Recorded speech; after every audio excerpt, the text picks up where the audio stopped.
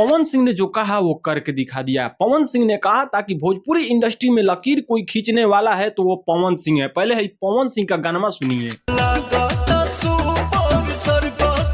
तो power star Pawan Singh का गाना घघरी भैया एक नंबर शिखर पर खड़ा है। उसके अगल बगल कोई भी कलाकार का गाना नहीं दिख रहा है। घघरी घघरी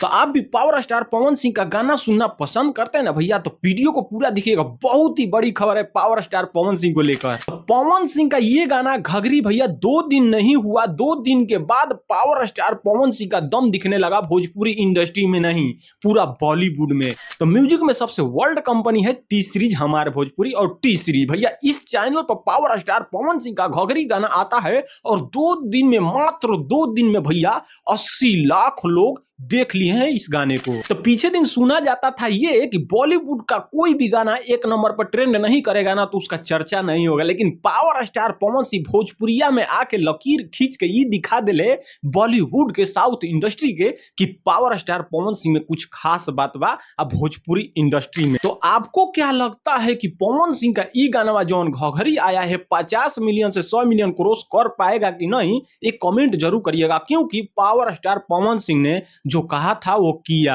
लकीर भोजपुरी इंडस्ट्री में खींच दिया।